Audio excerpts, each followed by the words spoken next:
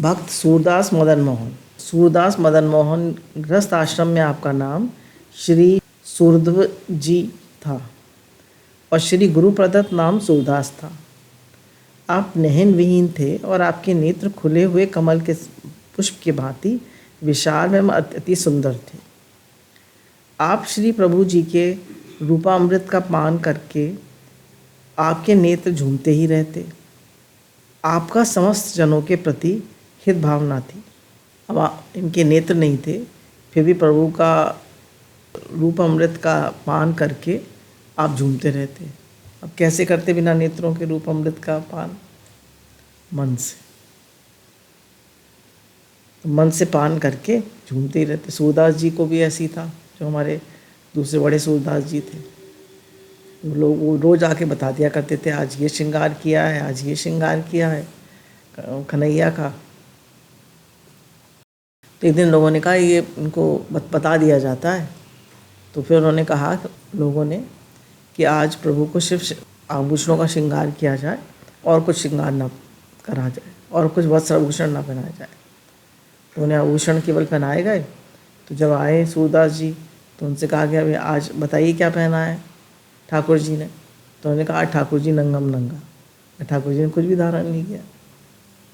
इतना इन लोगों का मतलब हृदय से प्रेम होता है ठाकुर जी से कि ये ठाकुर जी की हर लीला को, हर बात को अंदर में धारण कर लेते हैं।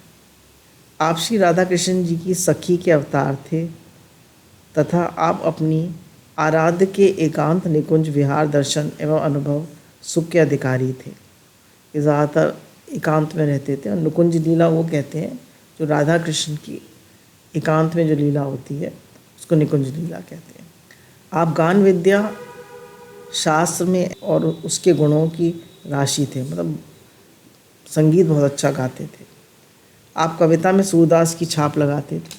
वे कविता लिखते उसमें सूरदास लिखते।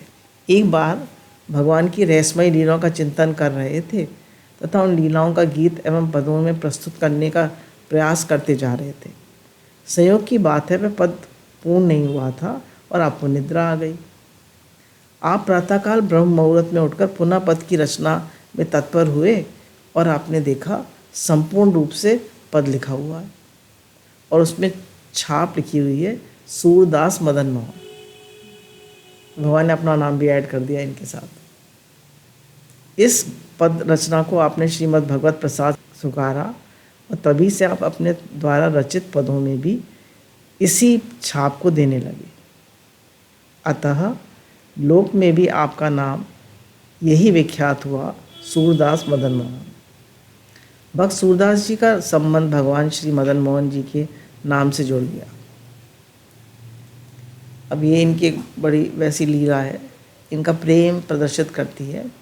एक बार क्या हुआ कि अकबर बादशाह ने आपको संडीले जिला हरदोई उत्तर प्रदेश में अमीन अर्थात अधिकारी पद पर नियुक्त कर दिया। आपके हृदय में प्रतिक्षण वृद्धि होने वाले निज आराध्य भगवान श्री मदन मोहन जी के प्रति प्रेम व्याप्त था। आप में उसी रीति के अनुसार ये समस्त आचरण विद्यमान था। एक बार आपने संडीले के बाजार में अति सुंदर गुड़ देखकर उसका मूल बढ़ाकर खरीद लिया। देखिए, मूल बढ़ाकर हम लोग क्या करते हैं, कम करा के मूल बढ़ाकर खरीद लिया। आपने विचारा कि इस गुड़ से निर्मित मालपुआ से मैं ठाकुर जी मदन मोहन जी का भोग लगाऊंगा। जब कोई चीज़ बहुत सुस्वादु होती है तो हम कहते हैं पहले ठाकुर जी का भोग लगाओ फिर पाएंगे। तो इनको गुड़ बहुत अच्छा लगा संडीले का, उत्तर प्रदेश की बात है। तो उन्होंने कहा मैं इस मालपुए से ठाकुर जी का भोग लगाऊंगा। यद्यपि सेवकों ने सूरदास जी मदन मोहन जी से विशेष समझाया कि आप मथुरा के बाजार से जितना गुड़ लेना चाहें ले लीजिए, वो इससे आधे दाम में आएगा, परंतु आपके मन में तो संडीले के बाजार का ही सुंदर गुड़ अति प्रिय लगा। इसलिए आपने सेवकों की बात नहीं मानी और बोले कि दाम चाहे 100 गुना लग जाए।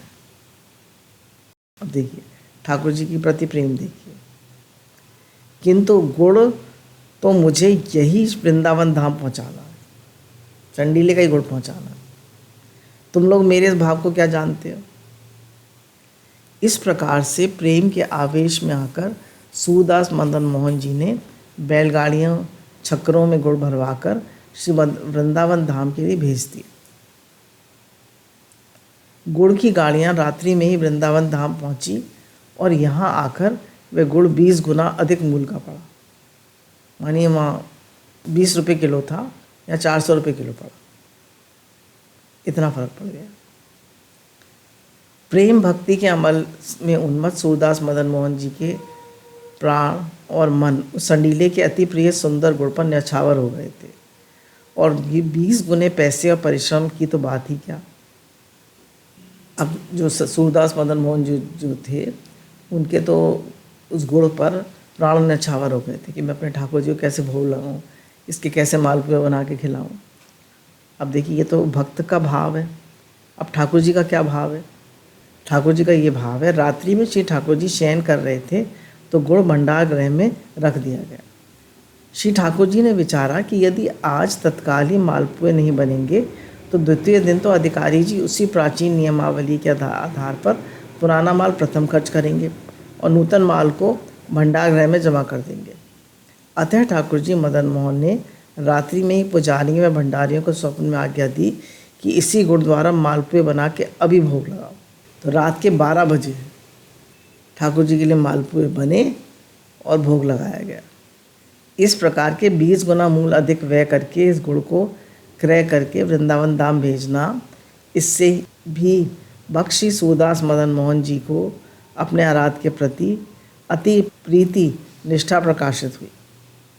पुजारी जी ने भगवान श्री मदन मोहन जी से कहा कि जिस दिन से संडी से अति सुंदर गुड़ बैलगाड़ियों में चला है उसी दिन से मैं प्रतीक्षा कर रहा हूँ और प्रतीक्षा करते करते मेरे नेत्रों में सूजन आ गई है। अब पुजारी जी ने कहा भगवान जी अब रात के 12 बज रहे हैं, कल सुबह हम भोग लगा देंगे। तो भगवान क्या कहते हैं कि जिस दिन से संडीले से गुड़ चला है तो मैं इसकी प्रतीक्षा कर रहा हूँ। बैलगाड़ियों में चलती थी पहले चीज़, टाइम लगता था, तब से मेरी आंखों में सूजन आ गई है इसकी प्रतीक्षा करते करते। भगवान का प्रेम देखिए। और तुम कहते हो कल मालपुए का भोग लगेगा, देखो और मेरी तो आंखें सूज गई हैं। अरे भक्त ने जिस अनन्य प्रीति से अति सुंदर गुड़ भेजा है उसी प्रीति से मैं भी मालपुए पाऊंगा, तभी मुझे संतोष होगा। इस प्रकार से भक्त श्री सूरदास जी मदन मोहन जी का प्रेम उपहार ही इसी योग था। उसी समय ही रात्रि में मालपुए निर्मित किए गए और ठाकुर जी मदन मोहन जी ने जागकर मालपुए का भोग पाया। बोलिए भक्त वत्सल भगवान की जय। यहाँ भक्त और भगवान की अनन्य प्रीति प्रकट हुई। इस पर दृष्टांत एक अफीमची का। एक बार एक अफीमची वो रात में अफीम खाकर और उसके नशे में उन्मत्त होकर उसने जाकर एक छदाम की रेवड़ी खरीदी और ऐसे ऐसे गुटकते हैं ना, ऐसे ऐसे एक करके रेवड़ी गुटक रहा था। तो एक रेवड़ी उसमें से गिर गई। अब वो ढूंढता रहा अफीमची, मुझे वो रेवड़ी मिल जाए, तो नहीं मिली। तो उसने एक छदाम की तो सारी रेवड़ी खरीदी थी। और उसने एक छदाम का मानी 10 रुपये का तेल खरीदा और उससे वो दीप वो जलाया, रोशनी करी और फिर वो मिल गया दाना उसको, उसका रेवड़ी का, और उसने उसको गुटक लिया। तो लोगों ने कहा भाई तुमने एक छदाम, कौड़ी की भी वो नहीं थी रेवड़ी, उसके लिए एक छदाम रुपये खर्च कर दिए उसको ढूंढने में और इतना परिश्रम करा और ख़रीद लेते रेवड़ी। बोले अरे तुम लोग क्या जानो उस रेवड़ी का स्वाद, उसका स्वाद तो मैं ही जानता हूँ। बोला इसी प्रकार जो संडीले का गुड़ था उसका भाव तो केवल सूरदास मदन मोहन जानते थे या मदन मोहन ठाकुर जी जानते, और लोग क्या समझे। तो जिसको जिस चीज़ के आपसे प्रेम होता है उसको उससे ही उसका भाव होता है। वैसे चीज़ का कोई भाव नहीं है, भाव किससे होता है? प्रेम से। जैसे लैला को मजनू प्रिय था और मजनू को लैला, तो उनके लिए सब कुछ वही था। जैसे ठाकुर जी को गोपियाँ प्रिय थी, गोपियों को ठाकुर जी प्रिय थे, उनके लिए सब कुछ वही थे। अब एक दूसरा प्रसंग आता है। श्री भगवत पाद त्राण की शरण सेवा है और भक्त पाद त्राण की शरण सेवा का सार है। मतलब इसका ये हुआ कि जो भक्त लोग होते हैं ठाकुर जी के, तो उनकी, जैसे आपने देखा होगा कि गुरुद्वारों में लोग चप्पल संभालते हैं, संत लोग चप्पल संभालते हैं। तो वो क्या है कि जो भक्त गए हैं मंदिर में, हम उनके पात्राण, उनके पात्राण कहते हैं, उनकी जो जूतियाँ हैं, जो चप्पल हैं, उनको संभालें। तो ये इन्होंने एक पद लिखा था कि जो हम मतलब भक्त लोग हैं, उनके जो उनकी पात्राण हैं, मतलब उनकी जो चप्पलें हैं, उनकी भी हम शरण में, उनके चरण पादुका हैं, उनके भी हम शरण में। इसमें क्या भाव है? इसमें दैन्यता की पराकाष्ठा है। श्री चरणों की सेवा का सौभाग्य नहीं तो पात्राण की सेवा ही मिले। बोले अगर चरणों की सेवा का सौभाग्य नहीं मिल रहा भक्तों की, तो कोई बात नहीं, उनकी चरण पादुका का ही सेवा का सौभाग्य मिले। ये उन्होंने ऐसा पद सूरदास मदन मोहन जी ने लिखा था। श्री सूरदास मदन मोहन जी ने इस पद की रचना की, जिसमें आपने भक्ति के गुह्य रूप को अपने प्रकट करके दिखाया। इस पद की अंतिम तुक थी, संतन की पनही के रक्षक कहूँ मैं, कि मैं संतन की पनही का रक्षक हूँ। श्री भगवत चरण, श्री भगवत पादुकाओं का आश्रय तो श्री भरत लाल जी ने जैसे अनन्य प्रेमियों को ही सुलभ हो सकता है। हमें तो संतन की पनिया की रक्षा सेवा प्राप्त हो जाए तो मैं कृतार्थ हो जाऊँ।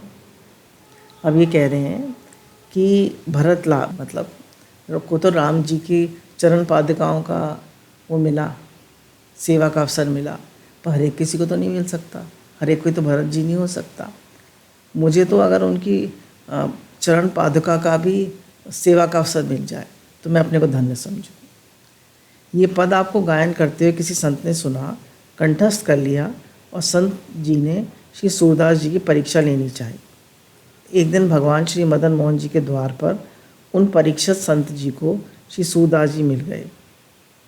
उन परीक्षित संत जी ने अपने जूते अर्थात पगदसी उतारकर श्री सूरदास जी से कहा, कृपा आप थोड़ी देर हमारी चरण पादुका देखते रहना, मैं अभी भगवान मदन मोहन जी के दर्शन करके आता। उन्होंने अपनी चरण पादुका उनको दे दी और कहा, आप इनकी देखभाल करना, हम अभी आते हैं। ये कहकर परीक्षित संत श्री मंदिर में संकीर्तन में बैठ गए, और इधर सूरदास जी उन परीक्षित संत की पगदासियों को अपने हाथ में लेकर प्रसन्न होकर मन ही मन कहने लगे, अभी तक तो मात अपनी वाणी से ही दिन रात्रि संतन की पनी की रक्षा मैं कह करता था कि मैं उनके जूते चप्पलों की संभाल करूँगा, उनकी चरण पादुका की संभाल करूँगा। इस पद का गायन मात्र ही करता था, किंतु आज संत भगवंत ने यथार्थ में मेरी अभिलाषा पूर्ण कर दी। मंदिर के अंदर विराजमान श्री गोसाई जी एवं पुजारी जी ने अपना सेवक भेजकर कई बार सूरदास जी को बुलवाया। तब श्री सूरदास जी ने उनके ही सेवक के द्वारा मंदिर के अंदर सूचना भेजी कि आज हमारे इष्ट देव जी ने मेरे अनुकूल एक अति विशेष सेवा सौंपी है। मैं इस समय संत चरण कमल का ध्यान कर रहा हूँ, मैं संतों के चरणों का ध्यान कर रहा हूँ। मैं सूरदास जी प्रपात त्राण की रज को निज सिर पर धारण कर भक्ति चरणों का ध्यान करने लगे और इसमें तन्मय हो गए। भक्त के जो चरण पादुका थी, उसमें जो वो था रज लगी हुई थी, उसको अपने माथे पे लगा के और उसको धन्य होके और उसका ध्यान करने लगे, चरणों का ध्यान करने लगे। कितना दैन्य देखिए, जरा भी अहंकार नहीं। श्री सूरदास जी को ये वार्ता सुनकर मंदिर में सभी जन, पुजारी आदि के विशिष्ट भक्त एवं उनके परीक्षित संत जी ने आकर देखा, सूरदास जी की करनी कथनी में कोई भेद नहीं था। श्री प्रियादास जी कहते हैं, भक्ति रूप दर्श्यो दूर, अर्थात परम गोप्य और दुर्लभ भक्त पात्राण में भक्ति में श्री सूरदास जी ने अपने आचरण में लाके प्रत्यक्ष सभी को दिखा दिया। सभी जन आपकी इस पगदासी संत सेवा की अनन्य निष्ठा कर न्यौछावर हो गए। सब लोग उनकी बहुत प्रशंसा करने लगे और आपके दिव्य भाव को प्रतीत कर भाव विभोर हो गए। ये भक्ति के यथार्थ स्वरूप को तो सूरदास मदन मोहन जी ने ही जाना है, तब हम सभी को तो भक्त भगवंत ऐसा ही भाव प्रदान कर। अकबर बादशाह का भक्त होना था तथा श्री सूरदास जी द्वारा साधु सेवा। उस वर्ष अकाल पड़ा था। एक बार सूरदास मदन मोहन जी के जिसमें ये सेवा में थे, जिस जिले की, उसमें अकाल पड़ गया। अतः सूरदास मदन मोहन जी ने संत जनों की विशेष सेवा करी। जितने भी पैसे इनको कर वसूल करके मिलते थे वो राजा को भेजने होते थे, कुछ इन्हें वेतन मिल जाता था। वो जितने भी पैसे कर वसूल करके, टैक्स वसूल करके मिले, तो वो इन्होंने सब संत सेवा में लगा दिए। श्री सूरदास मदन मोहन जी ने तहसील वसूल से प्राप्त अकबर बादशाह की समस्त साधु संपत्ति संत सेवा को खिला पिलाकर दरबार बराबर कर दी। ऐसा करके आपको ना तो कोई शंका हुई और ना कोई डर लगा। सारा पैसा राजा का संत सेवा में लगा दिया और ना कोई डर लगा आपको और ना कोई लगा कि मैंने मुझसे कोई गलती हुई है। इस कारण से आप निशंक और निर्भय थे तथा प्रेम रंग में रंगे हुए सराबोर थे। क्यों आपको नहीं डर लगा? क्योंकि भगवान के प्रेम में रंगे हुए थे, संतों के प्रेम में रंगे हुए थे। अकबर बादशाह की आज्ञा के बिना विभाग के अधिकारी दिल्ली के खजाने लेने के लिए संडीला आए और बोले, आप राज आज्ञा को मानिए और खजाना भेज दीजिए। उन लोगों ने कहा कि भाई जितने पैसे आपके टैक्स में इकट्ठे हुए वो सब आप भेज दीजिए राजा के यहाँ। आपने स्वीकार कर बक्सों में कंकड़ पत्थर भर के भेज दिए और उसमें एक पत्र भी लिख दिया, 13 लाख संडीले उपजे। उन सब संतन मिली घटके, सूरदास मदन मोहन आधी रात्रि को वृंदावन छटके। मतलब 13 लाख रुपए इकट्ठे आए थे, वो मैंने सब संतों को खिला दिए क्योंकि अकाल पड़ा हुआ था और मैं वहाँ आ गया, वृंदावन आ गया। संडीले के कुल आय 13 लाख हुई। तो उस सभी धन से मैंने साधुओं की सेवा कर दी। इस कारण से मैं चुपचाप वृंदावन जा रहा हूँ। संदूक में ताले लगाकर उन्हें दिल्ली भेज दिया और आप आधी रात को वृंदावन धाम की ओर शीघ्रता से चल दिए। संदूक दिल्ली पहुँचे तो बादशाह के सामने खोले गए। उनमें रुपयों के स्थान पर भरे हुए कंकड़ पत्थर मिले और उनमें पत्र भी मिला। बादशाह ने जब पत्र पढ़ा तो वे सूरदास मदन मोहन जी की भक्ति पर रीझ गए तथा प्रेम में सराबोर हो गए और आमोद विनोद में कहा कि गटके तो हमारे गटके, तुम क्यों सटके? भाई गटके तो हमारे पैसे गटके, तुम क्यों सटके? संपत्ति सब रघुपति ही आई। तो अघोरी देखिए भक्त था, उसने कहा सारी संपत्ति रघुपति जी की है। अब ठीक है, अच्छी बात है, सेवा में लग गई। यथार्थ में तो पृथ्वीपति भगवान ही है, अतः समस्त दीनों को और भक्तजनों को भोजन करा दिया। अकबर बादशाह ने अपने सिपाहियों को भेजा कि श्री सूरदास जी मदन मोहन जी को श्री वृंदावन से यहाँ बुलाकर लाओ और उनसे कहना कि बादशाह ने कहा है कि तुम्हारी साधु सेवा से अत्यंत प्रसन्न है। बादशाह की इस बात को आपने स्वीकार नहीं की और उत्तर में बादशाह को लिखकर भेजा कि मैंने इस स्तन को वृंदावन में लाकर डाल दिया है। अब मैं इस स्तन को अन्यत्र ले जाने में समर्थ नहीं, मैं वृंदावन छोड़कर कहीं नहीं जाऊँगा। इस पर बादशाह ने तो कुछ कहा नहीं, परंतु वित्त मंत्री टोडरमल ने अपने सिपाहियों को आज्ञा देकर सूरदास मदन मोहन को गिरफ्तार करा लिया। अभक्त मूढ़ मंत्री ने पकड़वा कर मंगवा लिया और सिपाहियों ने इन्हें अकबर बादशाह के समक्ष प्रस्तुत करना चाहा, तो उसने टोडरमल ने मना कर दिया और उसको टोडरमल ने आपको सूरदास मदन मोहन जी को एक बहुत ही दुष्ट जेलर था दस्तम खान, उसके अधीन कर दिया। अब उसने उनको बहुत कष्ट दिया सूरदास मदन मोहन जी को। तो उन्होंने पत्र लिखा राजा को, यरु हम अधिकारों करे शून्य दुई पुनिताही, दस्तम ते रक्षा करो दिन मनी अकबर शाही। मैंने कहा अकबर साहब हमारी दस्तम खां से रक्षा करो। तम अंधकार तो समस्त संसार में अंधेरा ही अंधेरा कर देता है। मेरे प्रति तो 10 तम अर्थात 10 अंधकार पड़ गए हैं। जैसे अंधकार का पतन सूर्य के उदय होने से हो जाता है, ठीक उसी प्रकार से अकबर बादशाह तुम इस दस्तम से मेरी रक्षा करो, अर्थात मुझे दस्तम खां के जेलर से के अत्याचारों से बचाओ। अकबर शब्द पर्यायवाची भी है, अतः सूरदास मदन मोहन जी ने प्रक्रांत में अपने इष्ट देव जी से ही प्रार्थना की। उन्होंने अपने इष्ट देव जी से प्रार्थना की थी। और अकबर तो उन्होंने, अकबर भगवान को भी कहते हैं सबसे बड़ा। अकबर का मतलब क्या होता है? सबसे बड़ा। तो भगवान भी है और बादशाह भी है। इस दोहे को पढ़कर बादशाह अति प्रसन्न हो गए और उन्हें कारागार से मुक्त कराकर कहा कि आप जाकर वृंदावन वास करो, और मैंने तुम्हारे ऊपर 13 लाख नछावर कर दिए। इन वाक्यों से अकबर बादशाह का भक्त होना भी सिद्ध होता है।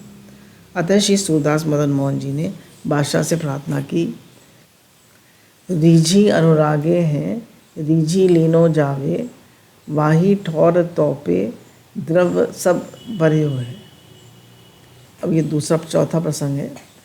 एक बार आप एक प्रसंग गा रहे थे अपनी मस्ती में, आपने एक पद की रचना करी थी और अपनी मस्ती में गा रहे थे। उस समय वृंदावन धाम में शरद पूर्णिमा के दिन महोत्सव मनाया जा रहा था। उस उत्सव में आपने एक पद का गान किया, जिसे श्रवण कर रसिक जनों को परम आनंद प्राप्त हुआ। तभी वहाँ बैठे हुए एक सिद्ध संत ने उस पद को कंठस्थ कर ली, उसको याद कर ली। उन सिद्ध संत जी ने अपनी सिद्धि बल से श्री वृंदावन धाम से 400 कोर की दूरी पर हो रहे भगवान के महोत्सव में पधार कर उस पद का गायन किया। तो वो जो संत थे वो भी सिद्ध थे, तो उन्होंने अपनी सिद्धि से एक महोत्सव हो रहा था वृंदावन से 400 कोस दूर, उसमें अपनी सिद्धि से गा दी। जब उस महोत्सव में विराजमान रसिक जनों ने पूछा कि ये पद आपने कहाँ से प्राप्त किया, तो उन सिद्ध संत ने जी ने रहस्य बता दिया। अब तो सूरदास मदन मोहन जी धन्य धन्य कहने लगे सब लोग। इस तरह आपकी वाणी एक दिन में 100 योजन पर्यंत पहुंचकर भक्तजनों को आनंद देने लगी। बोलिए सद्गुरुदेव भगवान की जय, भक्त और भगवान की जय।